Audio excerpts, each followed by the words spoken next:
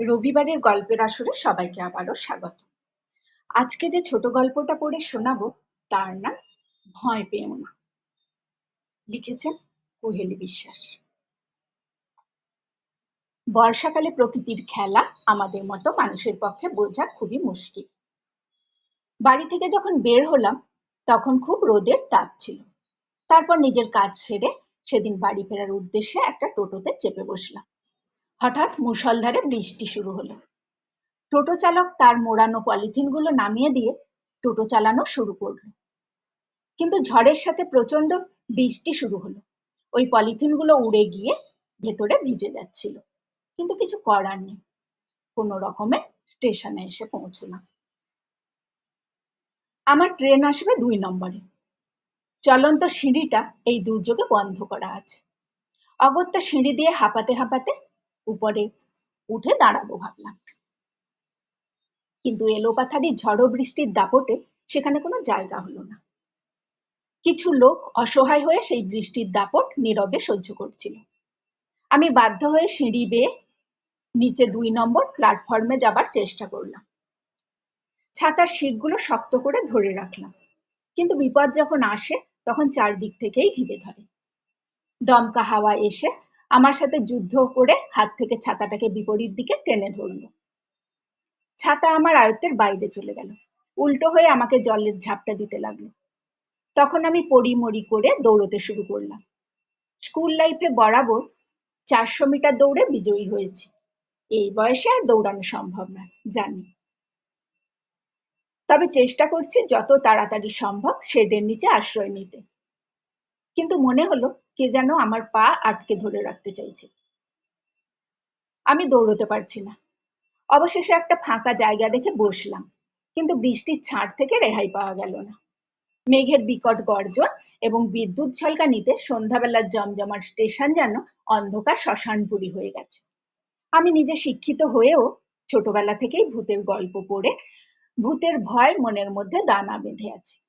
শ্রাবণ মাসেও ভয়ে গা শিউরে উঠে কেমন শীত করতে লাগলো। চারিদিকে অন্ধকার, কেউ নেই।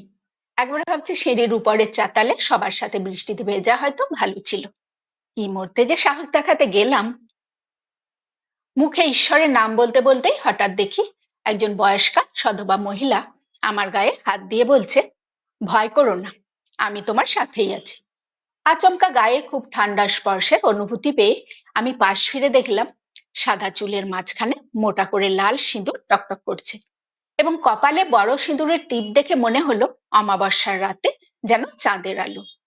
আমি বললাম, যাক বাবা, আপনাকে দেখে আমার মনে সাহস এলো।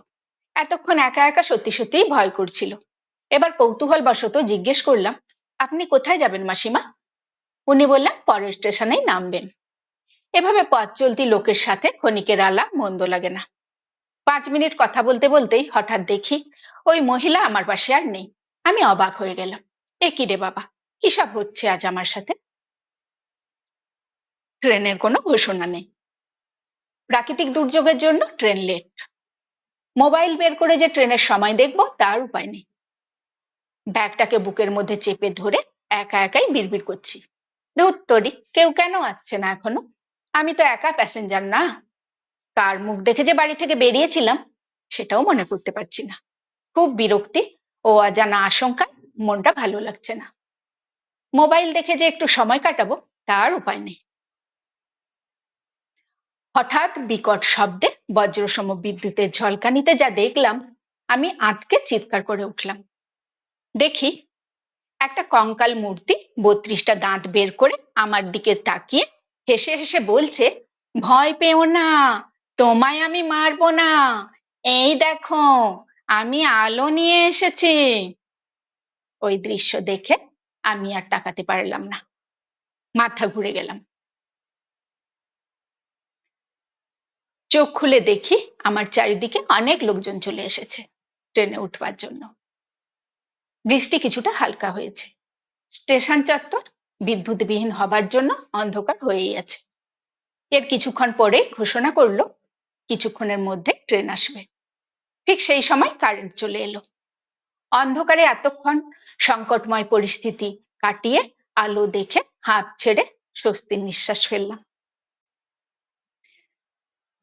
গল্পটা কেমন লাগলো কমেন্টে জানিও।